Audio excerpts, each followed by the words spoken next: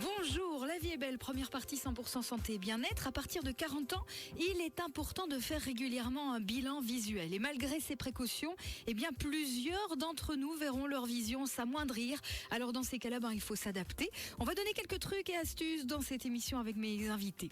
Quoi de neuf, docteur? Les pauses au boulot sont importantes pour la santé. On verra ça avec Pauline. Et une canne virtuelle pour orienter les malvoyants. Apparemment, c'est tout nouveau et ça cartonne.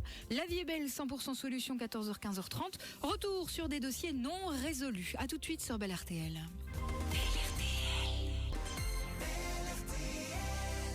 13h, 15h30, la vie est belle. Ingrid Franzen sur Belle RTL. Sophie Debacker est mon invitée. Bonjour Sophie. Bonjour Ingrid, bonjour à tous. Merci d'être là. Si vous êtes là, c'est pour nous parler en tant que témoin parce que vous êtes malvoyante, c'est ça?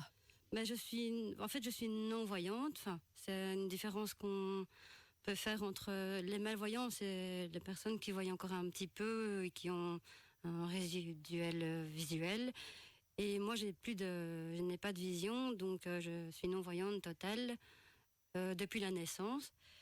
Et voilà, je me débrouille comme je peux dans la vie et voilà quoi. Vous allez nous expliquer tout ça dans le détail dans quelques instants. Puis Lydie Bossard vous accompagne. Bonjour Lydie. Bonjour. Merci d'être là. Vous êtes ergothérapeute. Vous avez l'habitude de travailler avec des personnes qui sont déficientes visuelles et vous les aidez à adapter leur quotidien, c'est ça? Voilà, donc moi j'interviens en tant qu'ergothérapeute au quotidien des personnes, vraiment pour les aider à être autonomes et indépendantes dans leur vie journalière en fonction de leurs demandes et de leurs souhaits. Et si vous avez des questions à poser à mes invités, mesdames et messieurs, n'hésitez pas, c'est toujours le même numéro, 0800 23 530 par SMS, le 33 23. Donc vous nous disiez, Sophie, non-voyante depuis la naissance, c'est tout noir, vous voyez tout noir autour de vous, comment ça se passe? Vous décelez quand même quelques ombres ou... Non, personnellement, non.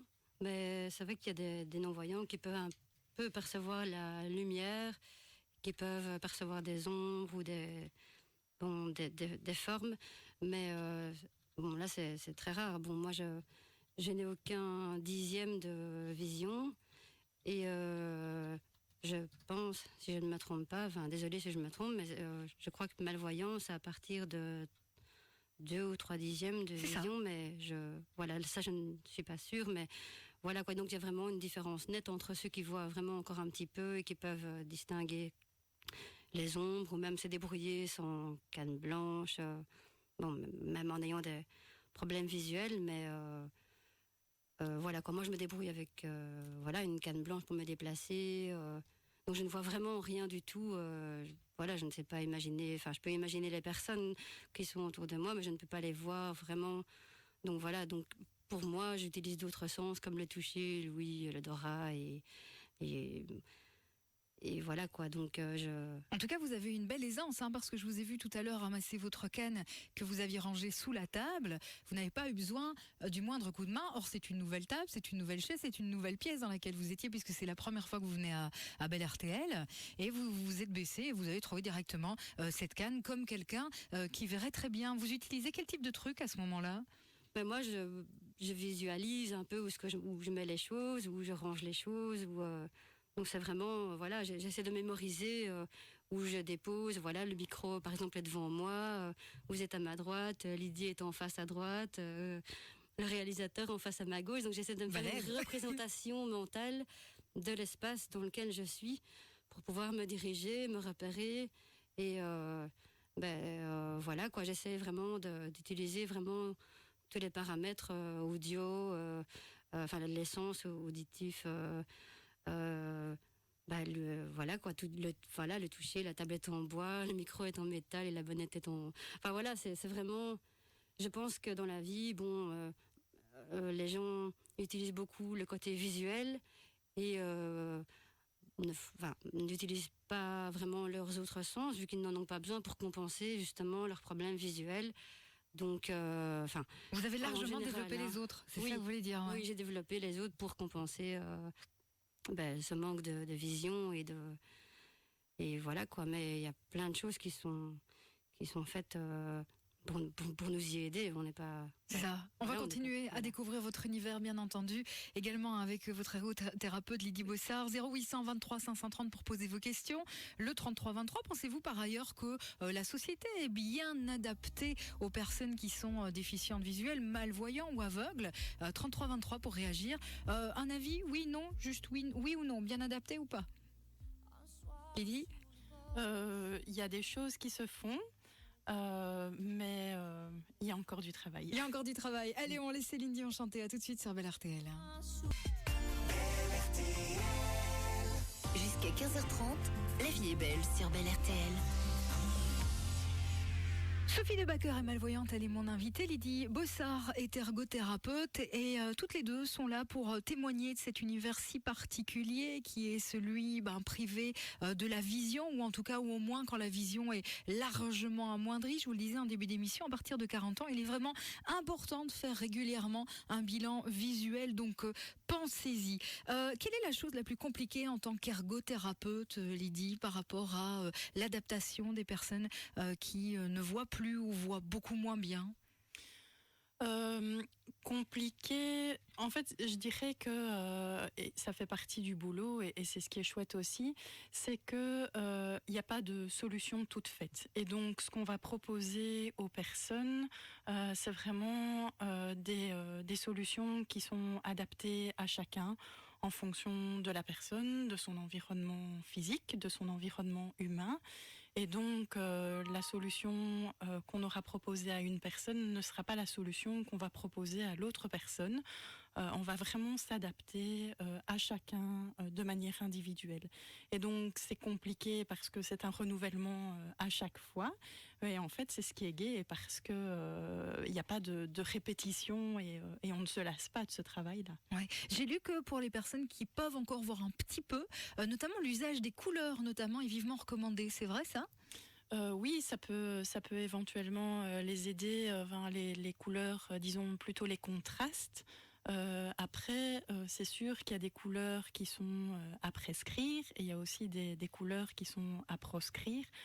J'ai une bénéficiaire, par exemple, qui souhaite faire ses courses en ligne et il y a un site sur lequel c'est du vert fluo. Alors nous, on a le regard directement attiré par ça. Et en fait, donc c'est vert fluo écrit en blanc et elle ne voit absolument pas ce qui est écrit. C'est Donc le contraste n'est pas assez important avec cette couleur fluo et contrairement à ce qu'on pourrait penser, ça ne l'aide pas. D'accord. On a une question très intéressante pour vous, Sophie. C'est Franck qui se la pose en direct de Namur. Il nous dit, voilà, comment les personnes aveugles s'imaginent-elles le monde, les différentes couleurs, le ciel, voilà, même le concept de couleur noir et blanc. Qu'est-ce que ça signifie finalement pour vous? Mais en fait, les couleurs, je me les imagine symboliquement. Par exemple, le blanc, c'est la neige, c'est la pureté, c'est ma conception. Mais je veux dire, je mets des mots sur les couleurs. Et par exemple, le ciel, il est bleu, donc c'est un beau ciel. Un temps gris, oui, c'est gris, mais c'est un peu neutre. C'est pas, voilà, comme dans la météo, on dit il fait gris. Voilà, le ciel est un peu, nuageux, gris. Le rouge, c'est apparenté pour moi au feu, tout ce qui est chaud, tout ce qui est, tout ce qui est, on pourrait dire aussi, le rouge, c'est le coucher de soleil pour certains. Ça peut être, moi je suis fascinée par exemple par les étoiles, par le ciel, par tout ce qui est planète et tout ça, même si je ne les vois pas, j'essaie de m'imaginer un peu comment est l'univers, comment est le ciel, comment est le monde qui est autour de moi. Par exemple, on me dit, j'ai acheté un t-shirt, je sais pas, rose ou blanc ou beige, ou alors on me dit, tiens, ces chaussures te vont bien, ou ce t-shirt-là te va bien. Donc j'essaie aussi de me référer aux conseils des amis, de mon entourage, et voilà, d'essayer de combiner un peu tout ça pour me faire une bonne représentation. Et des préférences aussi, voilà. Oui, des préférences. Moi, ma couleur préférée, oui, c'est le bleu. Maintenant, il y a des nuances de bleu, mais je veux dire... moi, dès qu'on me dit le bleu te va bien, ou bien le bordeaux te va bien, ou il y a quelqu'un qui m'a déjà dit que le mauve m'allait bien, ou voilà, c'est un peu des. Mais c'est vrai que et puis c'est vrai que on peut aussi Bon, dans certaines associations, il y a aussi des ateliers, on a aussi des ateliers de maquillage, ou de comment sortir les couleurs, donc voilà, c'est un peu des conseils qu'on peut avoir. Dont on peut bénéficier. C'est pas parce qu'on ne se voit pas qu'on ne peut pas bénéficier de conseils pour ajuster. D'esthétique. Voilà, d'esthétique, c'est ça, oui. Voilà, vous avez aussi envie de faire écho à de belles choses, bien entendu. Sophie est avec nous en direct de Dour. Elle a 46 ans. Bonjour Sophie. Oui, bonjour Ingrid. Merci d'être là. Alors vous travaillez notamment dans des centres de formation pour chiens guides. Non, je ne travaille pas, mais je suis famille d'accueil pour chiens guides. D'accord. Ah, ça c'est bien aussi. Comment ça se passe d'ailleurs, famille d'accueil pour chiens guides ? Eh bien, en fait, il y a plusieurs formules. Soit on peut être famille d'accueil pour un chiot à partir de 2 mois. Et alors là, le chiot reste à la maison pendant à peu près 1 an, avec des allers-retours réguliers au centre pour voir si on ne fait pas des bêtises au niveau de sa formation et tout ça. Ou alors, on peut être famille d'accueil du week-end. Et là, on reprend un chien qui est, lui, en formation déjà, vraiment au centre. Et on le reprend du vendredi soir au lundi matin pour dire qu'il est une session vacances, en fait. C'est ça. Donc, voilà. Et ce sont des chiens donc, qui sont éduqués pour accompagner des personnes qui ne voient pas, qui voient beaucoup moins, ou même d'autres profils de personnes. Et vous vouliez lancer l'appel en précisant qu'il y a des centres de formation qui manquent d'ailleurs de familles d'accueil pour les chiots. Oui, voilà, en fait, ils sont toujours en demande de famille d'accueil parce que il y a plusieurs, je vais pas dire, il y a peut-être une vingtaine de chiots par centre, et ces chiens-là doivent être placés en famille parce qu'ils doivent être sociabilisés. On doit les mettre en contact le plus possible avec des familles, avec des situations que la personne malvoyante ou non-voyante pourra rencontrer. Donc aller au cinéma, aller au restaurant, aller faire ses courses avec le chiot. Et donc, ça demande un investissement de temps. Et on est toujours en recherche de familles qui sont prêtes à s'investir pour ça.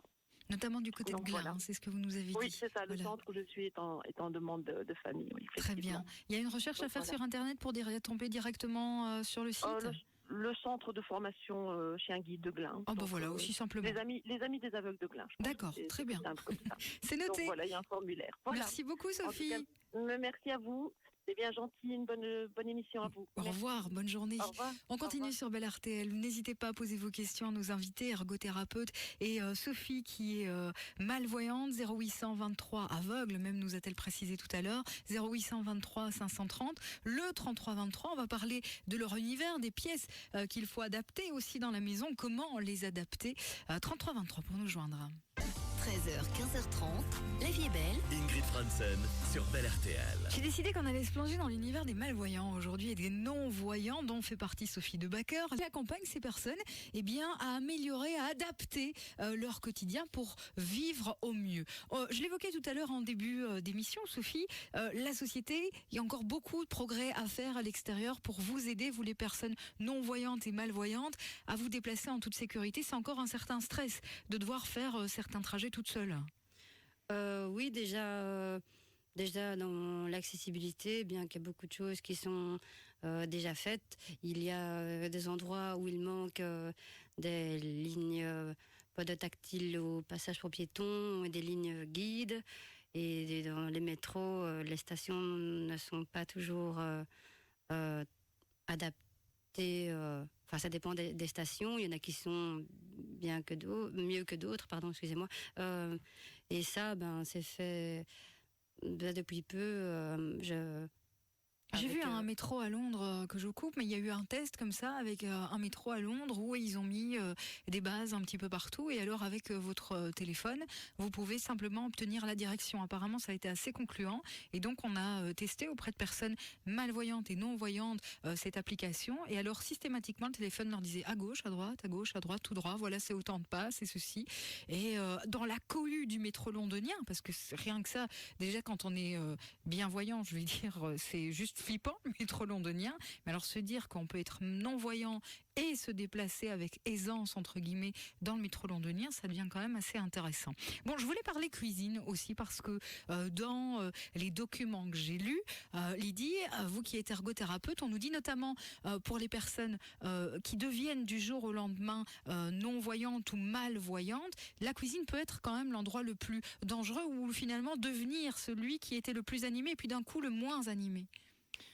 Oui, effectivement, il y a souvent une crainte des personnes par rapport au risque de brûlure quand on cuisine avec le gaz, quand il faut cuire des aliments dans l'eau bouillante. Et donc, c'est vrai que les personnes ont souvent tendance à moins cuisiner. Alors là aussi, tout à l'heure, Sophie évoquait la différence entre les non-voyants et les malvoyants, puis il y a les non-voyants de naissance et ceux qui le sont devenus plus tard. Et là aussi, il y a une différence parce que il y a des personnes qui ont vu, qui ont tout le temps cuisiné et qui finalement continuent à cuisiner de la même manière que quand elles ont vu, alors que quelqu'un qui est non-voyant de naissance doit pouvoir imaginer les choses et utiliser d'autres sens pour apprendre tout ça. Donc c'est encore une grande différence. Et alors Sophie, vous m'avez expliqué, il y a des cours de cuisine, vraiment comme dans Top Chef, pour les personnes non-voyantes et malvoyantes. Comment ça se passe?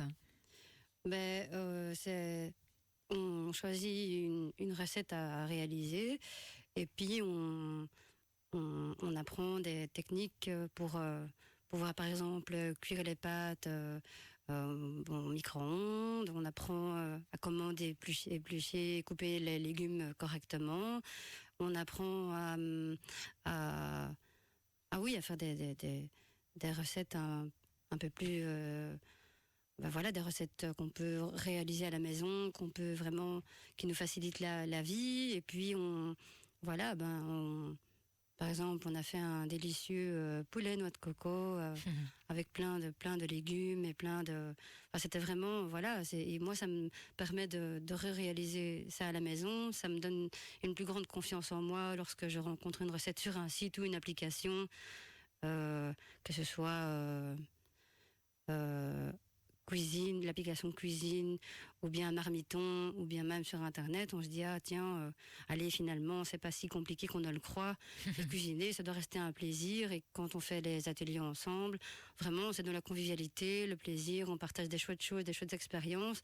Et on se dit, moi, j'aurais fait ça comme ça, ou moi, non, je fais ça comme ça, ou bien... Parmi les ustensiles adaptés, vous nous avez parlé d'un four à micro-ondes parlant. C'est Oui, ça. Donc oui. qu'est-ce qui donne comme indication votre four? C'est un four génial parce que donc on ouvre la porte, il nous dit porte ouverte, il nous montre, on appuie en fait sur tous des boutons qui sont donc sur la plaque de devant. Ils sont un peu sur le côté, mais, donc il y a moyen de réchauffer. Donc quand on met start, on peut compter les minutes pour réchauffer, je sais pas moi, un lait chaud ou ce qu'on veut au micro-ondes. Et alors il dit le temps que ça chauffe, et quand c'est terminé, il nous dit terminé. Ça c'est prêt quoi. Soit mélanger ou soit quand on décongèle par exemple une viande, on met la viande, si on sait que ça pèse 200 grammes, on met décongélation viande 200 grammes, on appuie sur le bouton et puis il dit laisser reposer ou mélanger ce qu'on peut décongeler. Si c'est une soupe qu'on décongèle, on peut mélanger un peu à la cuillère petit temps, on referme le micro-ondes et ça fonctionne tout seul en appuyant en start. Et donc à la fin de l'opération, ça nous dit terminé, et puis on prend notre plat et voilà, on peut vraiment mesurer le temps, les fonctions. Donc c'est un four micro-ondes, donc on peut faire soit le micro-ondes haute puissance, basse puissance, moyenne puissance, ou soit le convection 180, 200 degrés, 190 degrés. Donc on peut vraiment gérer notre température et notre temps. Et vous parvenez à manipuler un couteau sans vous blesser? Oui, parce qu'il y a des techniques pour éplucher par exemple un oignon. Moi je le fais à ma façon, mais il y a une technique qui consiste à faire un pont avec l'autre main et on met l'oignon sur la table, on l'entoure de nos mains pour pouvoir couper aisément en sécurité, et on coupe les morceaux qu'on veut couper en lamelles ou bien en petits bouts. Et aussi il y a des hachoirs que Lydie nous a fait découvrir, qui permettent de couper en parties toutes fines les oignons. Donc ça consiste on a un appareil où on met les oignons et on tire sur une ficelle et voilà. C'est des petits trucs et astuces à trouver au quotidien. Vous nous disiez aussi tout à l'heure, Lydie, finalement, c'était une question posée par Christopher, notre réalisateur, finalement, pour adapter les quantités, certains utilisent des seringues. Donc, Voilà, tout à fait. Donc des seringues qu'on peut trouver en pharmacie. Il y a aussi des cuillères qui servent à doser. Donc on sait, par exemple, pour doser... pour quelque chose comme de la farine, du sel, c'est plus facile que de doser un liquide, mais des cuillères, où on sait que c'est 5 millilitres, 10 millilitres, où on sait que c'est autant de grammes.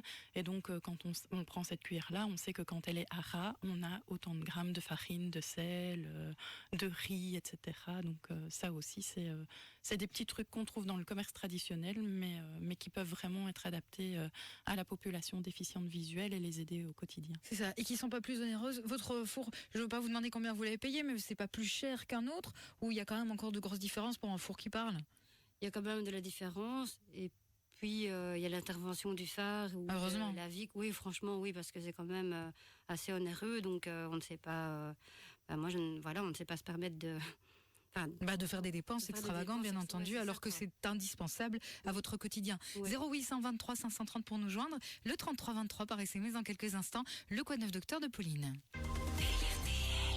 Jusqu'à 15h30, la vie est belle sur Belle RTL.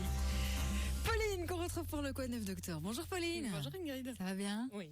Patrick Bruel, rien que pour vous, c'est des rêves quand même que je vous vois aujourd'hui. Bon alors, Quoi de neuf?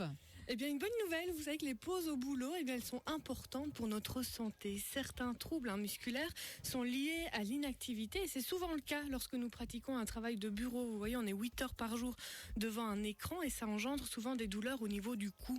Donc du coup, pour détendre les muscles, des scientifiques recommandent des petites pauses actives et régulières. Donc on va aller marcher par exemple pendant 5 minutes. Et si on n'a pas la possibilité de se déplacer, eh bien il faut penser à changer de posture assez régulièrement pour soulager les tensions. Qu'en pense l'ergothérapeute? C'est une bonne chose. Voilà. Et n'en profitez pas pour aller fumer. Quoi d'autre? Eh bien, une canne virtuelle pour orienter les malvoyants. Il s'agit en fait d'un boîtier doté de capteurs et d'un système de vibration. Et ça fonctionne un peu comme une lampe de poche avec des faisceaux. Et quand le boîtier identifie un obstacle, il prévient l'utilisateur avec de légères vibrations. Et puis en plus d'identifier sa présence, il va évaluer la distance et la hauteur de l'obstacle. Ce qui n'est pas le cas évidemment avec une canne classique. Ouais, vous avez une canne classique, vous Sophie, vous en sortez très bien, il me semble, avec ça. Oui, mais c'est vrai qu'avoir une canne virtuelle, ça peut être un plus. Par exemple, s'il y a des boîtes aux lettres qu'on ne détecte pas toujours, donc elles sont à la hauteur de mon visage, ou bien des panneaux publicitaires ou autres, qui seront peut-être mal placés. Donc ça peut être un atout pour les obstacles qui sont à la hauteur. Et pourquoi pas, j'avais déjà essayé il y a très longtemps un système comme ça, et c'est vrai que s'il y a une porte devant soi, ça peut peut-être faire des bips, ou des vibrations, mais c'est une bonne aide. Ça peut être une bonne aide, oui, mais je dois avouer que je n'ai pas essayé maintenant à l'heure actuelle, mais c'est vrai que aussi on parle de lunettes.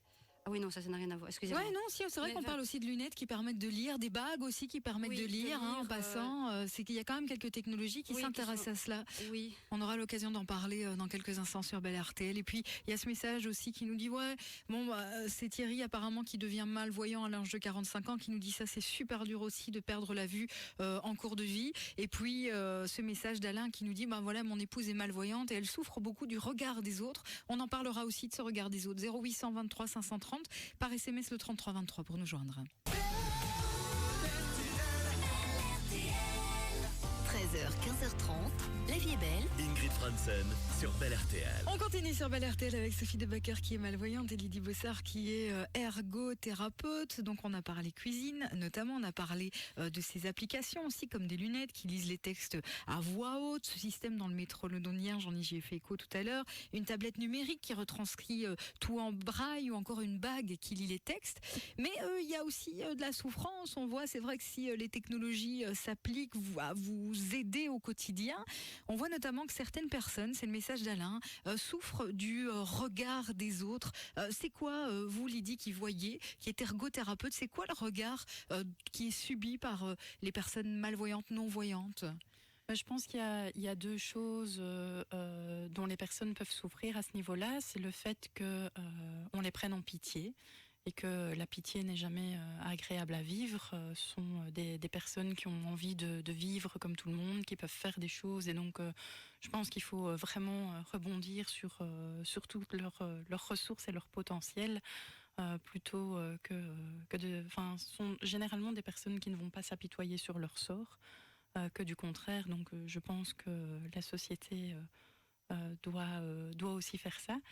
Et la deuxième chose, c'est que je pense que la déficience visuelle est parfois un handicap invisible et que quand le handicap n'est pas reconnu par la société, Ne se voit pas. On a parfois l'impression que les gens simulent et donc ce n'est pas évident à vivre non plus pour une personne qui est malvoyante et qui n'a pas les yeux abîmés.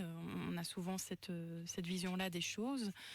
Et parfois, elles ont les yeux comme tout un chacun, mais voient mal ou ne voient plus. Et donc, il faut vraiment être vigilant à ça et ne pas se dire que c'est pour avoir des aides supplémentaires ou qu'elles le font exprès, que du contraire. C'est ça, dans les trucs et astuces que j'ai pu parcourir au cours de la préparation de cette émission, Sophie, notamment, il est conseillé aux malvoyants, aux non-voyants, d'afficher justement leurs différences, entre guillemets. Et je me faisais la réflexion que je peux comprendre, étant donné ce que vient d'expliquer Lydie, l'intérêt de l'afficher, et en même temps, un peu, j'ai envie de dire merde, on a envie de vivre comme tout le monde aussi, et pas tout le temps crier, oh là, je suis malvoyant. Donc c'est un peu paradoxal tout ça, je suppose. Ben moi, j'essaie de vivre au mieux mon handicap et de me dire que c'est un atout, que c'est pas un frein.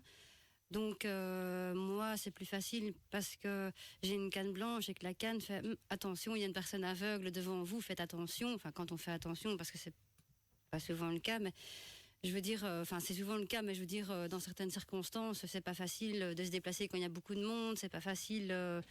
Donc les gens nous présentent leur aide, ce que j'accepte volontiers dans certaines situations où j'en ai besoin. Et il y a des moments où quand je connais bien mon chemin, où je suis sûre de moi, ou que il y a aussi des moments où je me dis j'ai envie de souffler, j'ai envie de marcher à mon aise. Enfin, il fait beau, le soleil brille, mais je dis aux gens, excusez-moi, j'ai pas besoin que vous m'aidiez parce que je connais mon chemin et ça ira vraiment. Et voilà, si les gens insistent, je dis, écoutez, si ça vous fait plaisir, on fait le chemin ensemble. Et du coup, une conversation sincère entre nous et on parle de tout, de rien, du handicap, de la façon dont je le vis, comment je me débrouille. Ils me posent plein de questions, les gens sont curieux, mais avec une bonne volonté. Dans le bon sens du terme, avec une bonne intention. Une bonne intention. Et donc, Allez-y. Non, donc du coup, ça fait plaisir aussi plutôt de voir ces gens s'apitoyer sur notre sort. C'est certain. Voilà. Oui. Ce que je constate en tout cas, c'est que vous bougez pas mal. Or, j'imagine qu'à un moment donné, se retrouver non-voyant, malvoyant, même de naissance, ça, c'est quelque chose qui force la sédentarisation et on doit aller au-delà. Oui, c'est vrai que beaucoup s'enferment un peu chez eux. Et donc, y a des personnes qui vont suivre des cours de locomotion. Donc ça, je pense que c'est important. Et puis pour ces personnes qui ont suivi des cours de locomotion... ça veut dire qu'on les accompagne, que des voyants les accompagnent pour leur montrer des itinéraires sûrs C'est pas pour leur montrer des itinéraires, mais c'est vraiment pour apprendre à se déplacer les gestes. En tant que personne déficiente visuelle avec une canne de marche. Et après, et ça c'est par exemple le travail que je fais avec Sophie, c'est quand elle a un nouvel itinéraire à apprendre, c'est pouvoir lui indiquer sur quel repère elle peut se baser pour pouvoir se déplacer en toute sécurité et de manière autonome. Merci Lydie, merci Sophie d'avoir été avec nous. C'était passionnant de découvrir un petit bout de votre univers. J'espère qu'on aura l'occasion de se revoir. Et puis je vous embrasse bien fort. On se retrouve dans quelques instants pour la deuxième partie de cette émission. Au revoir mesdames. Au revoir. Au revoir et merci beaucoup.